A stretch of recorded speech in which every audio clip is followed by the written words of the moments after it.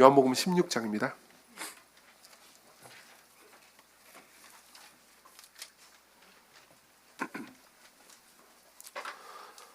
19절부터 24절을 여러분들 위해서 읽어드리겠습니다. 요한복음 16장 19절부터 24절을 여러분들을 위해서 읽어드리도록 하겠습니다. 하나님의 말씀을 들으십시오. 예수께서 그 묻고자 함을 아시고 이르시되 내 말이 조금 있으면 나를 보지 못하겠고 또 조금 있으면 나를 보리라 함으로 서로 문의하느냐. 내가 진실로 진실로 너희에게 이르노니 너희는 곡하고 애통하겠으나 세상은 기뻐하리라. 너희는 근심하겠으나 너희 근심이 도리어 기쁨이 되리라. 여자가 해산하게 되면 그때가 이르렀으므로 근심하나 아기를 낳으면 세상에 사람 난 기쁨으로 말미암아 그 고통을 다시 기억하지 아니하느니라. 지금은 너희가 근심하나 내가 다시 너희를 보리니 너희 마음이 기쁠 것이요 너희 기쁨을 빼앗을 자가 없으리라. 그날에는 너희가 아무것도 내게 묻지 아니하리라. 내가 진실로 진실로 너희에게 이르노니 너희가 무엇이든지 아버지께 구하는 것을 내 이름으로 주시리라. 지금까지는 너희가 내 이름으로 아무것도 구하지 아니하였으나 구하라. 그래야만 받으리니 너희 기쁨이 충만하리라. 아멘.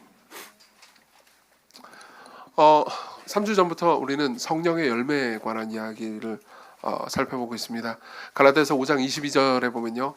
그러니까 예수 그리스도를 믿고 성령을 받은 사람에게는 성령님이 그 사람 안에서 일하시는 결과로 인해서 열매가 맺힌다고 말합니다. 그리고 그 열매는 9가지 특성으로 나타납니다. 사랑과 희락과 화평과 오래 참음과 자비와 양성과 충성과 온유와 절제, 이 9가지 특성으로 나타나죠. 그리고 우리는 이 9가지 특성을 이제 하나씩 보고 있습니다. 성령님이 우리 안에서 일하시면, 성령님이 우리 안에서 예수 그리스도를 드러내시고 나타내시면 우리에게 어떤 방식으로 이제 변화가 일어나는지, 성품의 변화가 일어나는지를 보는 거죠. 이것은 단순히 의지적으로 노력해가지고 생기는 일이 아닙니다. 오히려 복음을 이해하고 맛봄으로써 생기는 것이죠. 그리고 오늘은요, 그 중에서 희락을 볼 겁니다. 지난주에 우리가 사랑을 봤죠? 오늘은 희락을 볼 겁니다. 오늘 희락을 볼 때 우리가 살펴볼 본문은요, 예수 그리스도께서 십자가에 못 박히시기 바로 직전에 제자들을 가르치신 내용의 일부입니다. 사실 지난주에도 그걸 봤습니다. 예수께서 제자들의 발을 닦아주시는 장면을 봤죠. 오늘은요, 제자들에게 이렇게 말씀하시는 장면을 봅니다. 19절, 내 말이 조금 있으면 나를 보지 못하겠고 또 조금 있으면 나를 보리라 함으로 서로 문의하느냐. 실제로 그 위에 보면요, 예수께서 제자들에게 이렇게 말씀하신 적이 있습니다. 너희들이 조금 있으면 나를 보지 못할 것이다. 그렇지만 또 조금 있으면 나를 볼 것이다. 이렇게 말씀하시죠. 이게 무슨 의미일까요? 실제로 예수께서는 잠시 후에는 이제 로마의 정권에 의해서 당시에 이스라엘의 종교적인 엘리트들에 의해서 체포될 겁니다. 그러고 나서 십자가에 못 박혀 죽으실 겁니다. 그러니까 제자들은 잠시 후면 예수님을 더 이상 볼 수 없게 돼요. 그렇지만 예수께서는요, 다시 부활하실 겁니다. 그러니까 잠시 후면 예수님을 또 보게 되겠죠. 그렇지만 예수님은 부활하시고 나서 승천합니다. 그러면 잠시 후면 예수님을 못 보게 되겠죠? 그렇죠? 그렇지만 또 예수님은요, 성령을 보내셔서 우리 안에 성령님을 주심으로써 예수 그리스도와 계속해서 교제하게 하십니다. 그러니까 제자들은요, 잠시 후에 또 예수님을 보는 거죠. 여기 앉아 계신 분들 중에서 많은 분들이요, 그러니까 내가 눈으로 예수님을 보지는 못하지만 기도하고 그리고 성령님께서 나를 돌보아 주시기 때문에 내가 눈으로 보이지 않는 예수님을 봅니다. 그분과 더불어서 교제합니다. 라고 고백할 수 있는 분들이 분명히 계실 겁니다. 그리고 여러분들은요, 지금 눈으로 예수님을 보지 못하지만요, 장차 예수님을 눈으로 보게 될 겁니다. 이게 그분의 약속입니다. 그리고 그분의 약속 아래서요, 예수께서는 너희들이 반드시 고통스러운 과정 가운데서도 기쁠 것이다 라는 약속을 해줘요. 그게 우리가 읽은 본문의 내용이고요. 저는 이 본문의 내용을 근거로 해서 그리스도인의 기쁨에 관한 이야기를 하려고 합니다. 우리의 희락이요. 그래서요, 본문 전체를 근거로 해서 첫 번째로는요, 그 기쁨이 왜 중요한지를 말씀드리겠습니다. 그 기쁨의 중요성을 말씀드리고요. 두 번째로는요, 그리스도인만이 느끼는 기쁨의 특징이 어떤 것인지 말씀드리겠습니다. 기독교인이 아닌 사람은 절대 누릴 수 없는 기독교인만이 누리는 기쁨의 특징을 말씀드릴게요. 그리고 마지막으로는요, 그 기쁨을 우리 안에서 어떻게 자라게 할 것인가, 그 기쁨은 우리의 영혼 안에서 어떻게 성장하는가, 이것을 말씀드리겠습니다. 먼저 기쁨의 중요성부터 보죠. 22절을 보겠습니다. 22절을 같이 한번 읽어볼까요? 시작. 지금은 너희가 근심하라. 내가 다시 너희를 보리니 너희 마음이 기쁠 것이요 너희 기쁨이 빼앗을 자가 없으리라. 아멘. 예수께서는 제자들에게 너희들이 반드시 기쁠 것이다. 그리고 너희들의 기쁨을 빼앗을 자가 아무도 없을 것이다. 라고 약속을 해주십니다. 주석가들은 이 요한복음을 주석하는 주석가들은 이 본문에 조건이 없다라는 것에 주목합니다. 조건이 없어요. 그러니까 예수께서는 너희들이 이제 앞으로 착하게 산다면은 너희들의 마음에 기쁠 수도 있다. 내가 너희들에게 기쁨을 주겠다. 이렇게 말씀하지 않으셨습니다. 너희들의 기질이 좀 명랑한 기질이라면, 너희들이 T가 아니고 F라면 너희들은 기쁠 것이다. 이렇게 말씀하시거나 약속을 하시지도 않으셨습니다. 그러니까 어떤 조건도 없어요. 모든 그리스도인들은 결국 기쁨을 가지게 될 것이다. 그리고 모든 그리스도인들은 기쁨을 빼앗길 자가 아무도 없다라고 이야기를 하시는 거죠. 사실 이것은 예수님의 말씀뿐만 아니라 신약성경 전체의 증언이기도 합니다. 로마서를 보잖아요. 로마서 5장 1절부터 11절을 보면은 기쁨이 가득합니다. 자, 읽어드리겠습니다. 다 1절, 11절까지는 읽지 않고 4절까지만 읽어드리죠. 그러므로 우리가 믿음으로 의롭다 하심을 받았으니, 여러분 예수 그리스도를 믿는 모든 사람들은, 즉 그리스도인들은요, 모두가 믿음으로 하나님께 의롭다 하심을 받습니다. 그러니까 믿음으로 의롭다 하심을 받았으니 우리 주 예수 그리스도로 말미암아 하나님과 화평을 누리자. 또한 그로 말미암아 우리가 믿음으로 서 있는 이 은혜에 들어감을 얻었으며 하나님의 영광을 바라고 즐거워하느니라. 다만 이뿐 아니라 우리가 환난 중에도 즐거워하나니, 그러니까 고통 가운데서도 우리는 기쁨을 잃지 않을 것이다. 이는 환난은 인내를, 인내는 연단을, 연단은 소망을 이루는 줄 알미로다 라고 이야기합니다. 이후에도 11절까지 내용을 보잖아요. 그러면 어떤 그리스도인이든 기쁨을 피할 길은 없다라고 이야기를 해줍니다. 그러니까 그리스도인들 중에서 기쁨이 없는 사람은 사실상 없다는 거죠. 그리스도인이 잘 살기 때문이 아닙니다. 그리스도인이 괜찮은 사람들이기 때문도 아닙니다. 제자들도 괜찮은 사람들이 아니었습니다. 그리고 실제로 제자들도요, 이 예수님의 말씀을 듣고 나서 잠시 후에 예수님을 떠나서 도망쳐버리죠. 예수께서 십자가에 못 박혀 죽으실 때요. 그런 의미에서 여러분들이 내가 과연 기독교인이 맞을까, 내가 정말 구원받은 사람이 맞을까 아닐까를 스스로 생각해 볼 때 분명한 표지는요, 기쁨입니다. 기쁨이에요. 만일 여러분들이요, 교회를 계속해서 다니고 나는 교회 문화 가운데 있고 예배 의식도 주기적으로 참석하고 뭐 헌금 같은 것도 내고 기도도 하고 뭐 이것저것을 하고 있긴 하지만 여러분들이 기쁨을 한 번도 가져보지 못했다면, 혹은 여러분들이 지속적으로 기쁨을 누리는 데 있어서 실패하고 있잖아요. 그러면요, 여러분들은 스스로를 한번 생각해 보셔야 됩니다. 나는 진정 거듭난 기독교인이 아닐지도 모른다라는 걸요. 여러분들은 이렇게 반론할지 모르겠습니다. 나는 기독교 교리들을 믿고 있습니다. 기독교의 모든 이야기들이 사실이라는 것을 인정합니다. 그리고 기독교의 의식 같은 것들을 참석하고 있어요. 그럼 왜 내가 기독교인이 아니죠? 라고 생각할지 모릅니다. 그렇지만 많은 그리스도인 선배들은요, 이 지점에서 사탄을 주목하라고 말합니다. 사탄이요. 사탄을 왜요? 여러분 보십시오. 사탄도 기독교 모든 교리들을 사실들로 인정합니다. 사탄은 하나님이 살아계신 것을 인정합니다. 여기 계신 분들 중에서 혹시 무신론자가 계시다면요, 신이 살아있다고 나는 생각하지 않아 라고 생각할 겁니다. 사탄을 보세요. 사탄이 무신론자일까요? 아니요, 사탄은 무신론자가 아닙니다. 사탄은 신이 살아있다는 걸 인정합니다. 사탄은요, 예수 그리스도가 죄인들을 위해서 죽으셨다는 것을 압니다. 그래서 여러분들이 나는 예수께서 죄인들을 위해서 죽으셨음을 알아요 라고 말해도요, 사탄도 똑같다고 말할 수 있습니다. 근데 사탄과 진정한 기독교인의 차이점이 뭔지 아십니까? 사탄은 그 모든 사실들을 기뻐하지 않습니다. 기독교인들만 기뻐하죠. 기독교인들은 그 모든 사실들을 기뻐합니다. 그리고 이것이 기독교인의 가장 큰 특징이에요. 모든 역사가들이, 모든 기독교의 역사를 연구하는 교회사가들이 입을 모아서 증언하는 것이 있습니다. 1세기의 폭발적인 기독교의 성장은요, 기독교인의 넘치는 기쁨 때문이었다고요. 그들이 고통이 없었던 것이 아닙니다. 그들은 고문당하고 종종 죽임을 당했습니다. 그들은 이웃의 감시를 받았습니다. 명예가 다 떨어졌습니다. 기독교인이 되었다는 이유만으로요. 근데도 불구하고 기독교인들은요, 기쁨을 잃지 못했습니다.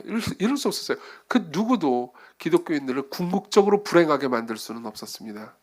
그리고 그것이 기독교가 매력적으로 보였던 가장 큰 이유죠. 많은 사람들이 이렇게 생각합니다. 요즘 기독교인들이 줄어드는 이유, 요즘 사람들이 교회를 떠나는 이유, 그리고 기독교인이 아닌 사람들이 기독교인을 보면서 화를 내는 가장 큰 이유는 기독교인들이 똑바로 살지 못했기 때문이야, 올바로 양심적으로 선하게 살지 못했기 때문이야 라고 생각합니다. 그런 분석에도 일리가 있을 겁니다. 아예 틀린 말은 아닙니다. 하지만 생각해 보십시오. 여러분들이 이런 사람이 매력적이냐 한번 생각해 보세요. 똑바로 살아요. 도덕적으로 윤리적으로 잘 삽니다. 근데 항상 불만이 차 있어요. 그리고 도덕적으로 윤리적으로 살지 못하는 여러분들을 항상 보면서 불만이 차면서 얼굴을 찡그리면서 여러분들을 정죄합니다. 그게 매력적이에요? 아니잖아요. 예. 정말로 매력적인 사람은요, 기쁨이 넘치는 사람들입니다.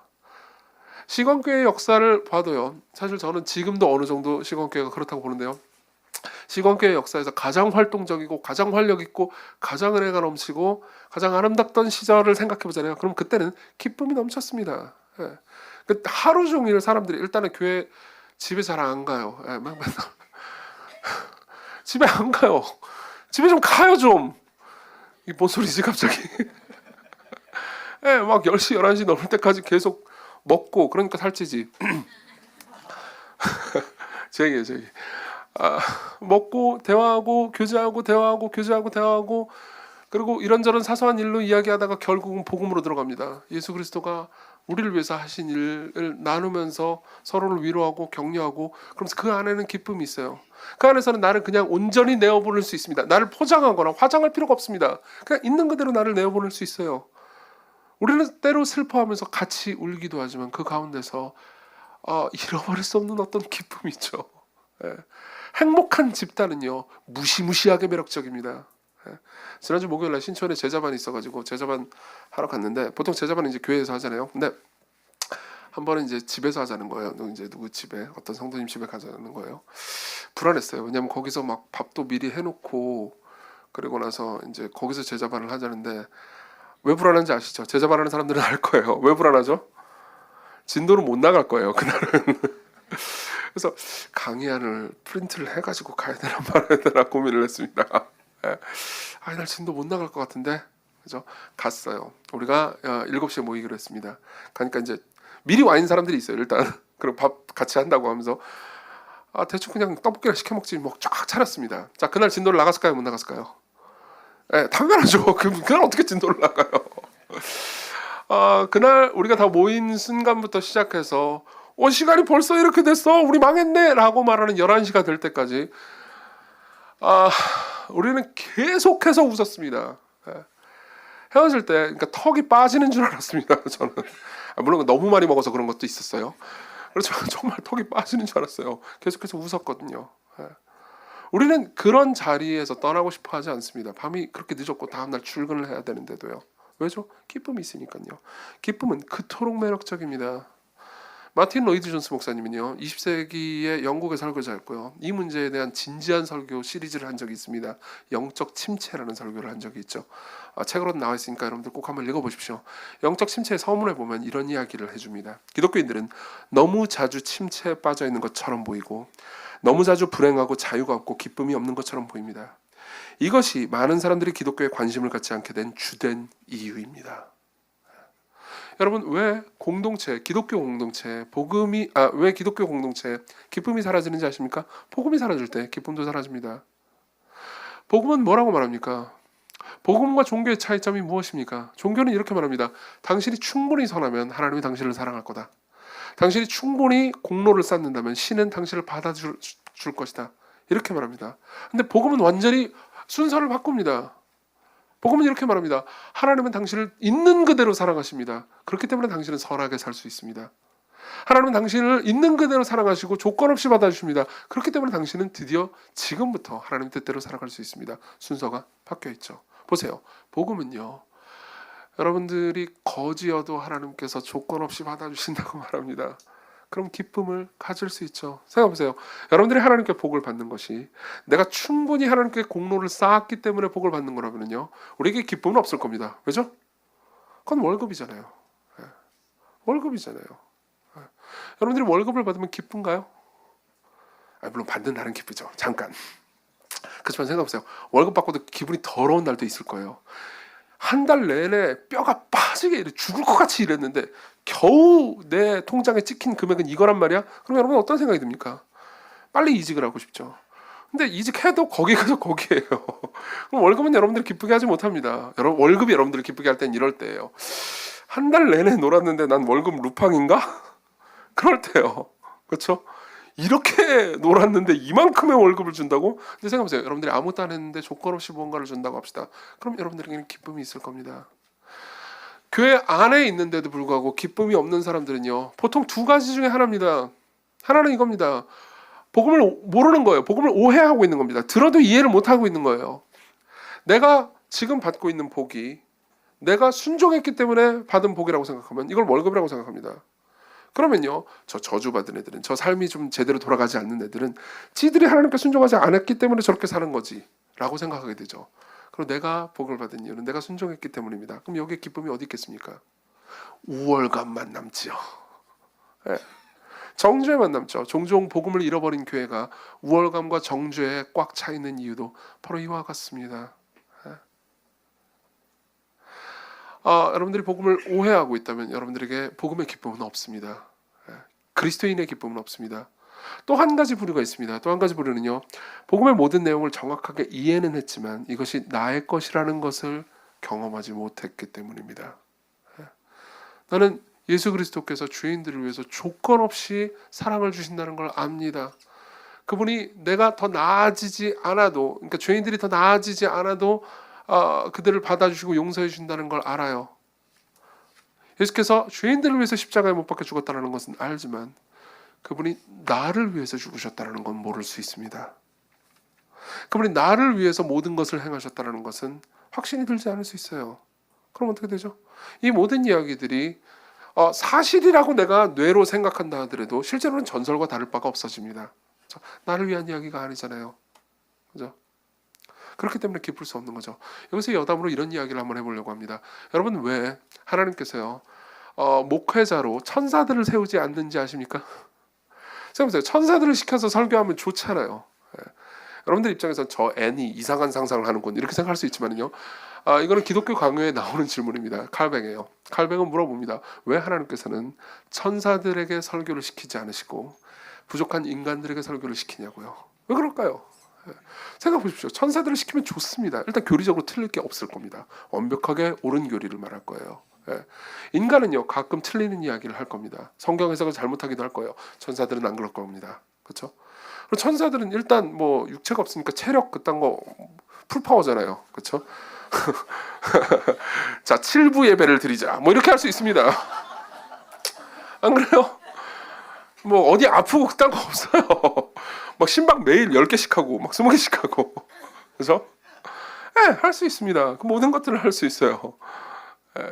그리고 초월적 존재니까 꽤나 괜찮은 존재일 겁니다. 생각해보세요. 여러분들이 제가 나오면은 저 뚱보가 나와서 설교를 하는군 이렇게 생각할 수 있지만 천사가 뭔가 배경음악과 함께 빛으로 쏴 하고 나오면은 뭔가 경외감이 들지 않겠습니까? 그죠? 그리고 차라뱅은 묻습니다. 왜 천사를 시키지 않으시냐고요, 하나님이요. 그리고 답해주죠. 보세요. 천사는 복음의 수혜자가 아니기 때문이라고 말합니다. 이해하시나요? 천사는 이렇게 말할 수 있습니다. 얘들아, 예수 그리스도께서 너희들을 위해서 죽으셨단다. 그죠? 좋겠다, 니들. 그러나 이정규는 말할 수 있습니다. 예수 그리스도께서는 저와 여러분들 같은 죄인들을 위해서 죽으셨습니다. 저는 더 나아서 목사가 된 게 아닙니다. 더 괜찮은 삶을 살았기 때문에 구원받은 것도 아닙니다. 하나님이 저를 요건 없이 사랑하셨어요. 제가 사랑받을 수 있다면 여러분들도 똑같습니다. 제가 돌이킬 수 있다면 당신도 돌이킬 수 있습니다. 저 같은 사람이 당신의 과거가 어땠든, 당신의 과거에 무슨 짓을 했든, 어떤 삶을 살았든 제가 구원받을 수 있다면 당신도 똑같이 구원받을 수 있습니다. 그리고 저한테는 뭐가 있죠? 기쁨이 있습니다. 이해하세요? 저는 기쁨으로 전할 수 있었습니다. 그리고 지금도 기쁨으로 전할 수 있습니다. 천사들은 그렇게 할 수 없어요. 물론 천사들도 기쁨이 있을 겁니다. 하나님의 영광을 볼 테니까요. 그렇지만 구원받은 기쁨을 말할 수는 없죠. 네. 여러분, 구원받은 기쁨은, 조건 없는 사랑을 받은 기쁨은 그리스도인들밖에 가질 수가 없어요. 그리고 그런 의미에서요, 복음은 여러분들을 기쁘게 합니다. 이게 기쁨의 중요성이에요. 여러분들이 기쁘지 않잖아요. 고통 가운데서도 경험하는 기쁨이 없잖아요. 그럼 여러분들은 복음을 모르고 있는 것일 수도 있습니다. 뇌로만 알고 경험하지 못한 것일 수 있습니다. 두 번째로 넘어가죠. 그러면요, 이러한 그리스도인 기쁨의 특징이 무엇인지를 얘기해 드리겠습니다. 자, 일단 20절 보죠. 같이 읽겠습니다. 20절 시작. 내가 진실로 진실로 너에게 이르노니 너희는 곡하고 애통하겠으나 세상은 기뻐하리라. 너희는 근심하겠으나 너희 근심이 도리어 기쁨이 되리라. 여러분 여기서 우리가 볼 수 있는 기독교인들이 가지고 있는 기쁨의 특징은요. 기독교인들의 기쁨은 환경에 지배되지 않는다는 겁니다. 이걸 이렇게도 표현할 수 있을 것 같습니다.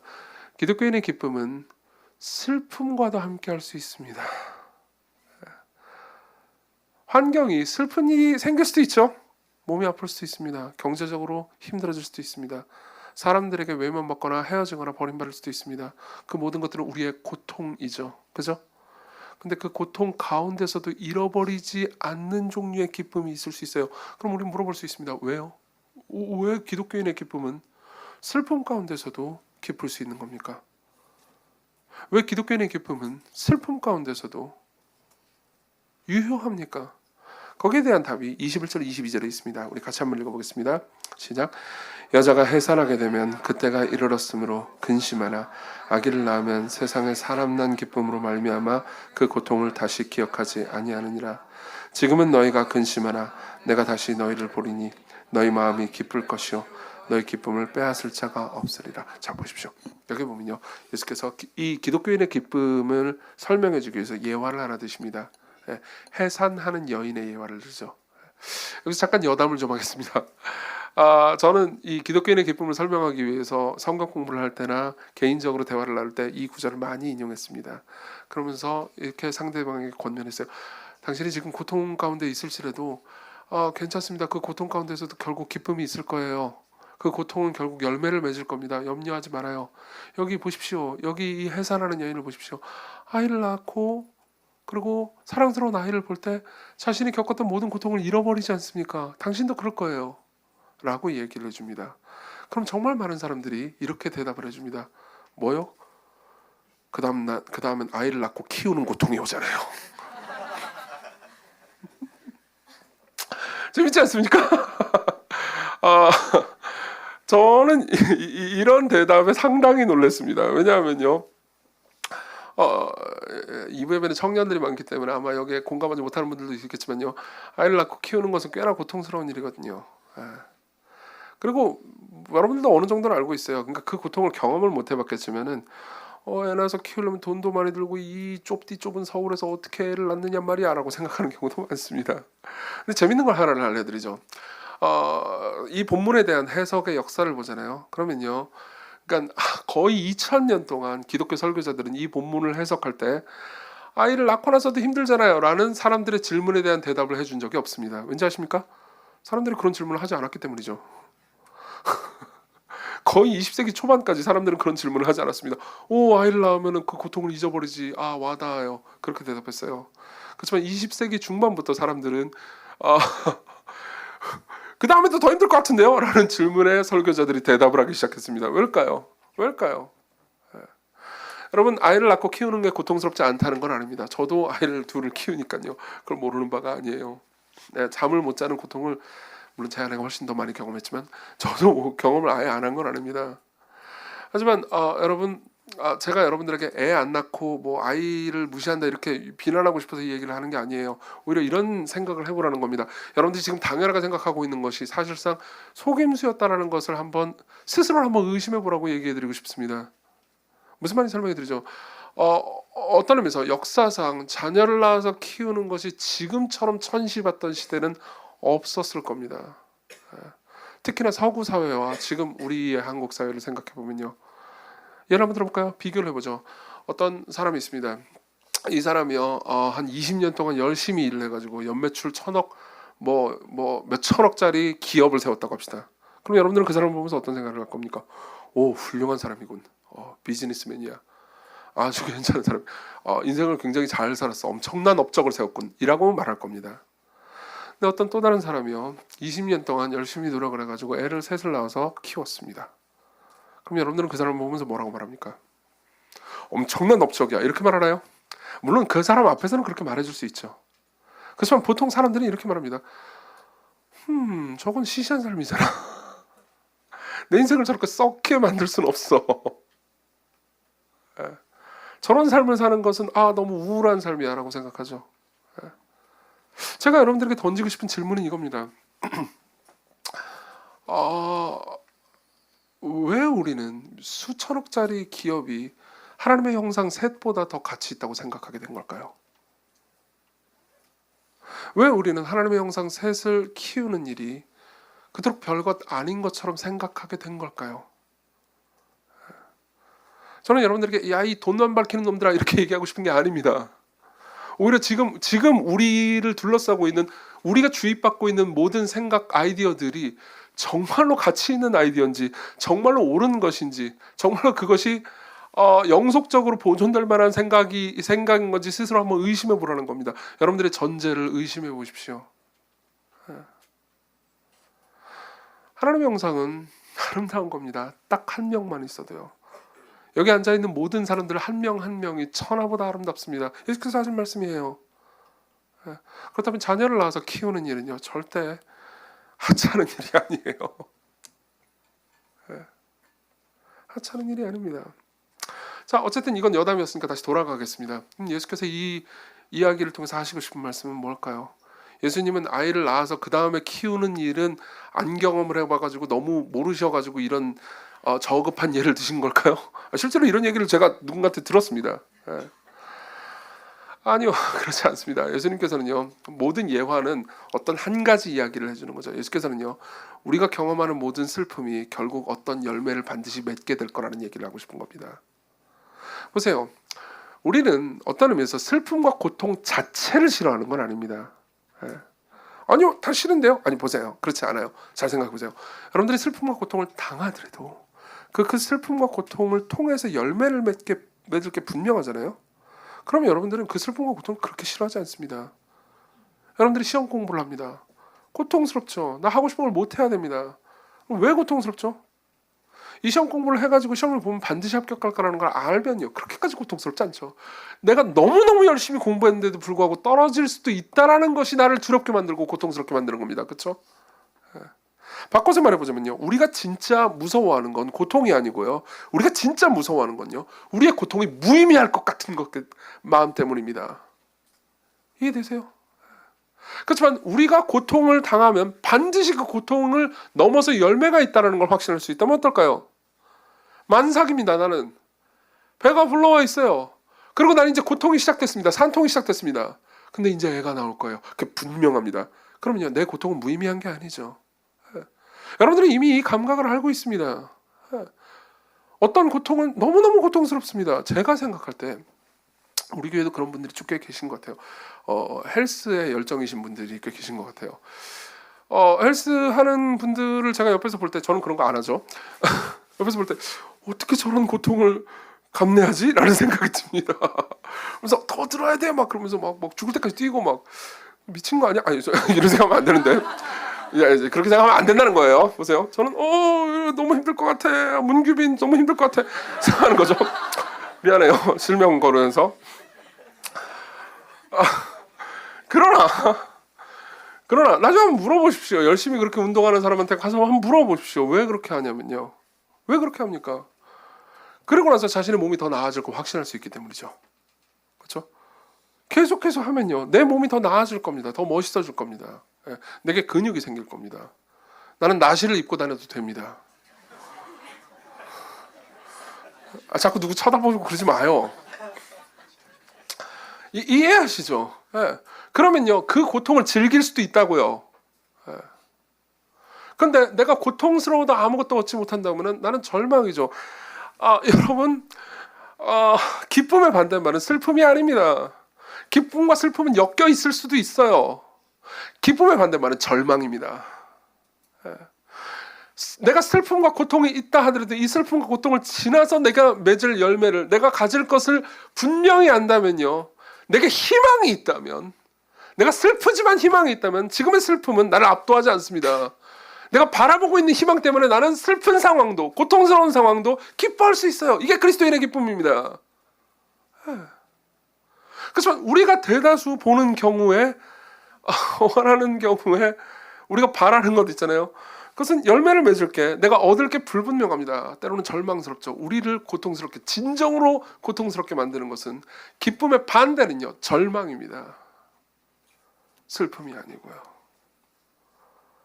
그럼 여러분들은 물어볼 겁니다. 아, 그래요? 그럼 기독교인들이 슬픔을 겪고서도 결국 얻게 되는 게 뭡니까? 기독교인들만 얻을 수 있는 게 뭡니까? 19절을 보겠습니다. 예수께서 그 묻고 자음을 아시고 이르시되 내 말이 조금 있으면 나를 보지 못하고 또 조금 있으면 나를 보리라 하므로 서로 문의하느냐. 무슨 말입니까?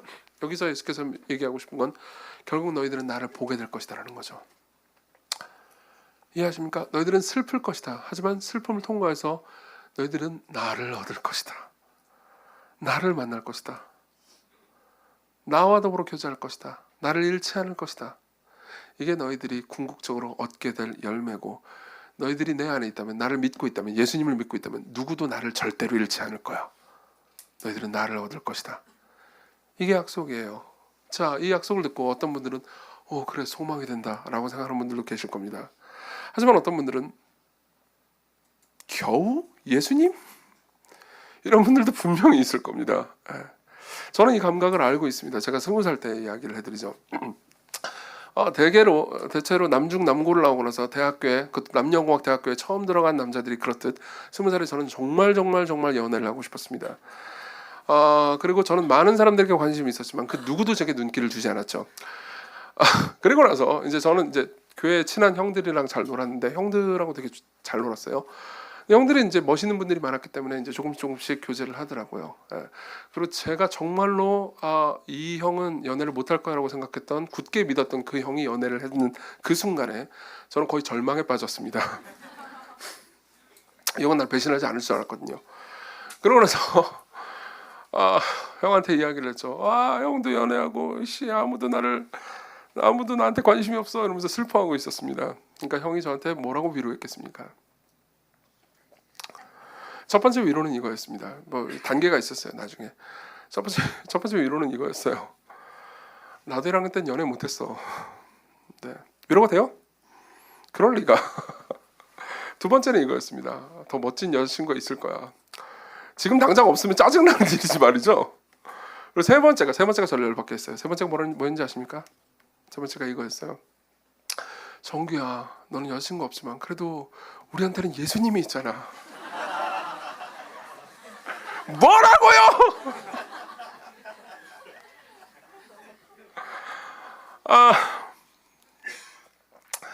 여러분들이 다 웃어주셔서 공감이 된 거는 감사하지만 생각해 보십시오. 저는 예수님이 나와 함께 한다는 게 그다지 좋은 거라고 생각하고 있지 않았습니다. 제가 예수님을 잘 몰랐기 때문이죠. 여러분들도 똑같은 생각을 하고 있다면요, 여러분들도 예수님을 잘 모르는 겁니다. 만약 그런 생각을 하고 계신 분들이 있다면 제가 이런 얘기를 좀 해드리겠습니다. 기쁨은요, 그 자체로 추구할 수 있는 게 아니라는 걸 기억하십시오. 기쁨은 그 자체로 추구할 수 있는 게 아닙니다. 설명해 드릴게요. 나는 기쁨을 얻고 싶어. 기쁨. 계속해서 기쁨을 추구한다고 해서 여러분들이 기쁨을 얻게 되는 건 아니잖아요. 그렇죠? 행복하고 싶어. 행복하고 싶다. 행복하자 그런다고 행복해지나요? 여러분들이 계속해서 행복하자 하면서 양화대교를 듣고 있잖아요. 그러면요, 그냥 자이언티가 노래를 잘한다는 것 말고 아무것도 알 수가 없어요. 그거 듣는다고 해서 여러분들이 행복해지는 건 아니잖아요. 그렇죠? 네. 행복은요, 기쁨은요, 내가 추구하는 무언가를 얻었을 때 딸려 나오는 거지. 내가 그게 기쁘려고 마음을 먹는다고 기뻐지는 건 아니에요. 그렇죠? 근데 문제는 뭐냐면 추구하는 무언가를 얻기가 힘들다는 겁니다. 그럼 어떻게 합니까? 사람들은 어떤 선택을 합니까? 추구하는 무언가를 얻기 쉬운 걸로 바꾸자라고 생각하겠죠. 그렇죠? 너무 큰 거 얻으려고 하니까 네가 불행한 거야. 서울 시내에 강남의 아파트를 자꾸 얻으려고 하니까 네가 불행한 거야. 네 월급으로 그게 가당키나 해? 그죠? 그럼 어떻게 해야 됩니까? 추구하는 것, 원하는 것, 갈망하는 걸 줄여야죠. 그렇죠? 그러니까는 사람들이 이렇게 말합니다. 소소하지만 확실한 행복을 추구하라고요. 보세요. 여러분들이 아무리 월급을 열심히 모아도 강남에 있는 아파트는 절대 살 수가 없어요. 미안해요. 여러분들 너무 조롱해서. 우리 다 그렇잖아요. 그렇죠? 그렇지만 여러분들의 월급으로 해외여행을 잠깐 갔다 올 수는 있죠. 그렇죠? 해외여행 소소하지만 확실한 행복 아니겠습니까? 그러니까 사람들은 서로 말하기 시작했습니다. 행복은 그렇게 멀리 있는 게 아니야. 행복은 그렇게, 야, 강남 아파트 그걸 어디, 하지만 너무 큰 걸 바라니까 네가 불행한 거라고. 작은 것만 바래. 소확행, 소소한 거지만 행복한, 확실한 뭐 그런 거죠. 아씨, 말도 꼬이네. 네 욕망을 줄여라. 거대한 걸 추구하지 마라. 얻기 쉬운 것, 꽤나 희망할 수 있는 것만 보라고. 그리고 나서 그걸 얻어. 그럼 행복할 거야. 그래서 행복해지나요? 아니요. 여러분들이 정직하다면요, 그래서 행복해지지 않는다는 걸 압니다. 성경은 이렇게 말해요. 하나님이 여러분들을 만들 때요, 여러분들 안에는 거대한 갈망이 있도록 만드셨습니다.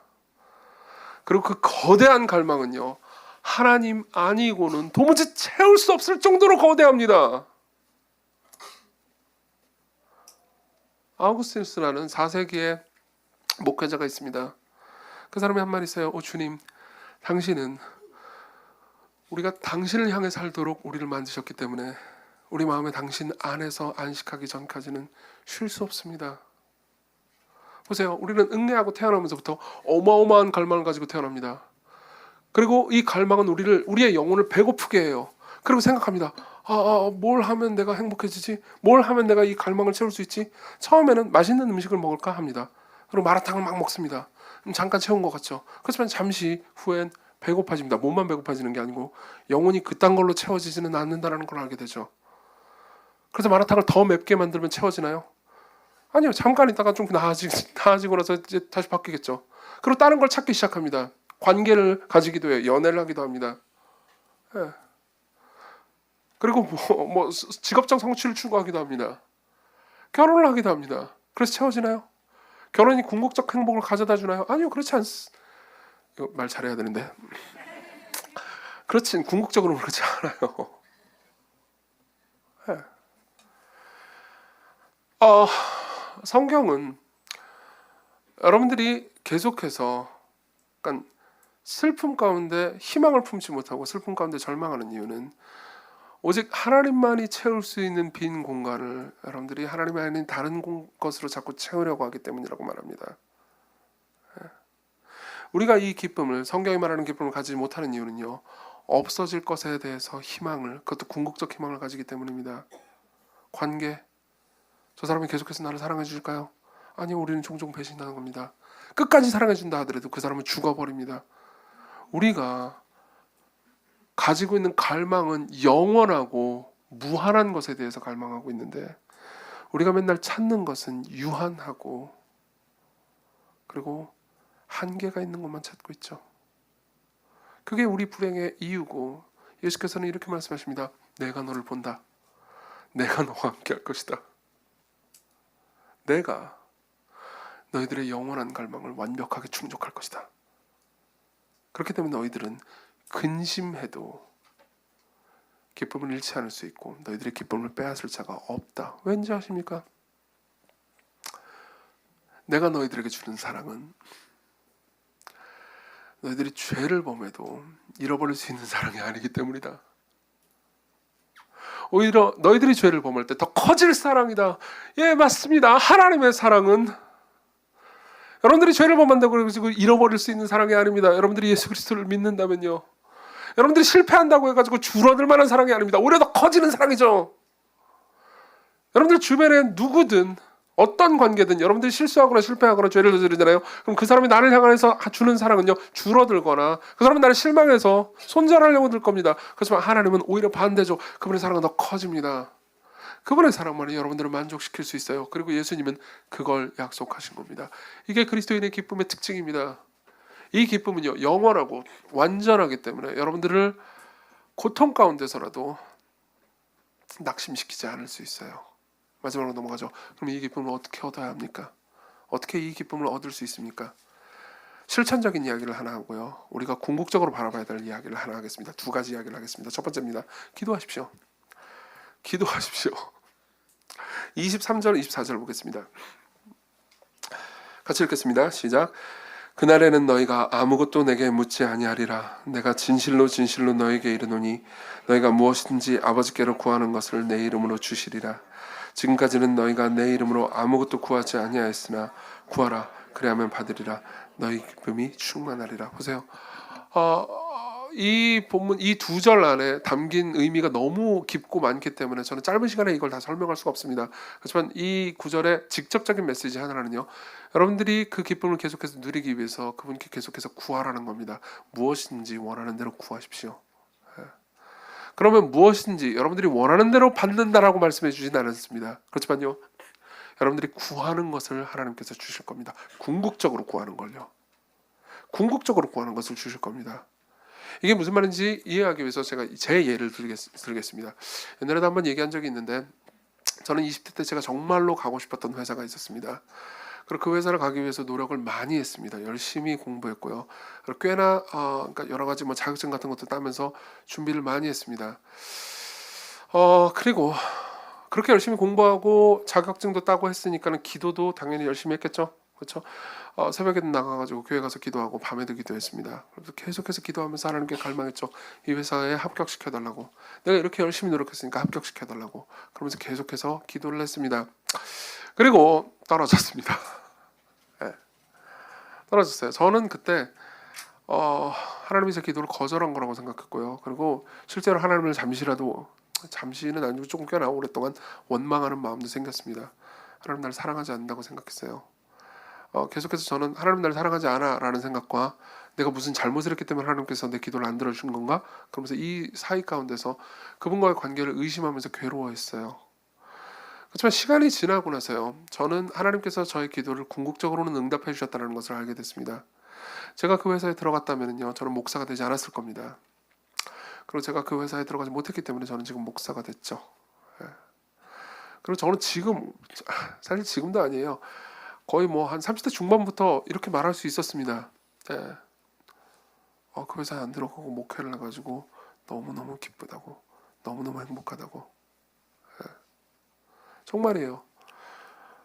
한 7, 8년 전만 해도 교회가 이렇게 크지 않았습니다. 그때 똑같이 말했어요. 똑같이 말할 수 있었습니다. 내가 목회를 해서 너무너무 행복하다고요.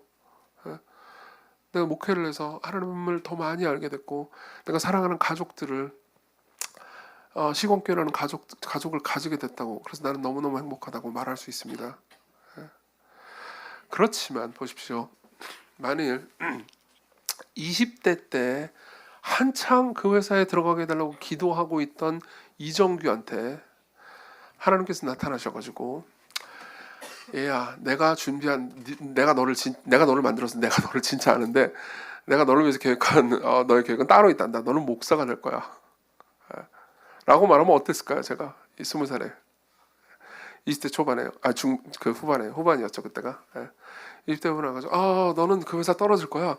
너는 목사가 될 거란다. 그러면 저는, 뭐요? 목사요? 싫은데요? 이렇게 말했을 겁니다. 아니야, 난 널 행복하게 해주기 위해서 너를 위해서 그 길을 예비해놨어. 그래서 너를 예정했단다. 난 너를 부를 거야. 그러니까 넌 지금 이 회사에 들어갈 수 없어. 그럼 저는 말할 겁니다. 목사요? 돈 못 벌잖아요. 그렇지. 온갖 굳은 일에 시달려야 되잖아요. 그렇지. 설교해야 되잖아요. 설교 매주 해야 되잖아요. 전 그런 거 못해요. 아니야, 넌 하게 될 거야. 그럼 저는 말할 겁니다. 분명히요. 하나님 나를 사랑하지 않는군요. 그리고 시간이 한참 지나서 저는 여전히 돈을 못 벌고 온갖 굳은 일에 시달리고, 그리고 설교를 굉장히 자주 하는데 저는 정말 많이 변했어요. 지금도 아니에요. 이미 몇 년 전부터 이렇게 고백할 수 있었습니다. 10년 전부터 이렇게 고백할 수 있었어요. 와, 정말 하나님 나를 사랑하셔서 이 길로 인도해주셨구나. 그분이 나를 만드셨고 나를 어떻게 쓰실지 아시고 나의 모든 것을 아시는구나. 보세요. 제가 그때 그 회사를 들어가고 싶었던 이유는요, 그 회사를 가지면 제가 행복해질 거라고 생각했기 때문입니다. 근데 하나님은요, 그 회사를 제가 가져도 행복해지지 않을 거라는 걸 알고 계셨어요. 제가 목회자가 되어야 행복해질 거라는 것을 알고 계셨습니다. 그리고 목회자가 되는 걸 통해서 결국 하나님과 깊은 교제를 나누어야, 하나님이 저를 만드신 뜻을 성취해야 제가 행복해질 거라는 것을 그분이 알고 계셨어요.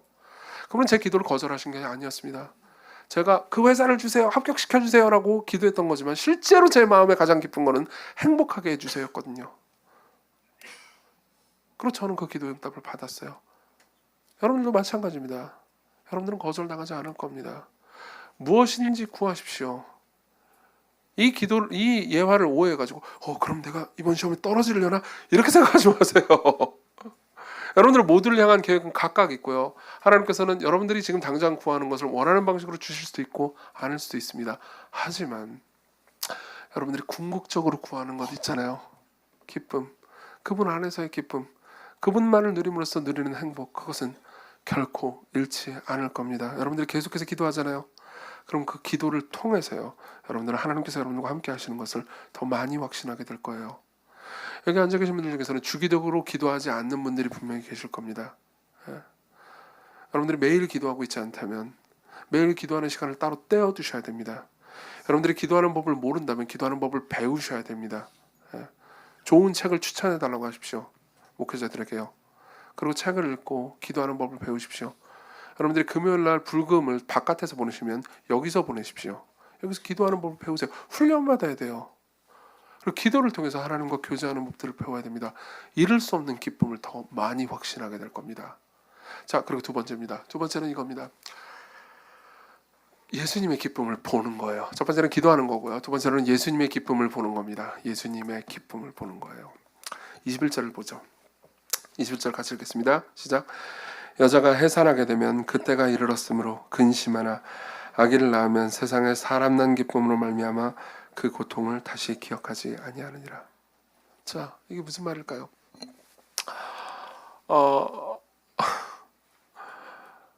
일단 문맥상 얼핏 보면요, 이런 이야기이긴 합니다. 그러니까 여기서 말하는 여자 있잖아요. 이 여인은 우리를 가리키는 것처럼 보입니다. 사실이에요. 우리가 살면서 고통을 당하잖아요. 근데 그 고통을 당해도 결국은 기쁨을 뺏길 수 없어요. 그 고통을 넘어서 더 큰 기쁨이 있을 겁니다. 마치 여자가 해산할 때 엄청난 고통을 당하지만 그 이후에 아이를 낳는 기쁨을 가지듯. 그렇죠? 그럼 여기서의 여인은 우리를 비유한 거죠? 그렇죠? 하지만 요한복음을 철저하게 읽는 학자들은요, 그리고 섬세하게 읽는 모든 사람들은요, 여기서 말하는 여인이 중의적인 의미를 가지고 있다는 걸 압니다. 왠지 아십니까? 요한은 아주 섬세하게 글을 쓰고 있어요.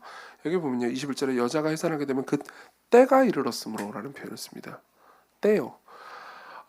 그리스어로 아주 특별한 단어입니다. 그리고 요한복음에 여러 번 등장하는 단어죠. 요한복음에 이 때라는 단어가 등장할 때마다 이 때는 어떤 때를 가리키냐면요, 예수께서 십자가에 못 박혀 죽을 때를 가리킵니다. 예컨대 우리는요, 요한복음 7장을 볼 수 있죠. 30절 들어볼게요. 그들이 예수를 잡고자 하나, 예수를 잡아 죽이려고 하나 손을 대는 자가 없으니 이는 그분의 때가 아직 이르지 않으냐 했음이로라. 그분이 십자가에 못 박힐 때가 아직 이르지 않았기 때문에 사람들은 그분을 아직 죽이지 않았다는 거죠. 모든 때는 그분의 죽음의 때를 가리킵니다. 자, 그러면 여기서 여자가 해산할 때가 됐다라고 말할 때 이 해산의 고통은 뭘 상징하는 걸까요? 이것은 한편으로 우리 삶의 고통을 상징하는 것이기도 하지만 궁극적으로 그리스도께서 십자가에서 당할 고통을 가리킵니다. 이게 무슨 의미인지 아십니까? 예수님께서 이렇게 말씀하시는 겁니다. 나도 똑같단다. 나도 엄청난 고통을 당할 것이다. 나도 어마어마한 고통을 당할 것이다. 나는 고문당하고 그리고 발가벗겨지고 십자가에 못 박히고 엄청난 육체적 고통과 더불어서 내 성부 하나님께 버림받고 저주를 받고 진노를 당하는 고통을 당할 거야. 나는 해산하는 고통을 당할 것이다. 그러나 그 고통은 그냥 무의미한 고통이 아니란다. 나한테는 희망이 없는 게 아니야. 예수님은 희망을 품고 계셨습니다. 그 고통 너머에 어떤 분명하고 확실한 희망을 가지고 계셨습니다. 자, 보십시오. 그분이 십자가의 거대한 고통을 통과해서 얻은 게 뭐죠? 자존감? 아니요. 여러분들이요. 저와 여러분들이요. 여인이 해상의 고통을 통과해서 얻는 게 뭐죠? 악이요. 저와 여러분들이 그분의 아이였습니다. 저와 여러분들이 그분의 아기입니다. 그분의 기쁨이에요. 하나님의 기쁨이 뭔지 아십니까? 자기의 백성들입니다. 자기의 자녀들입니다.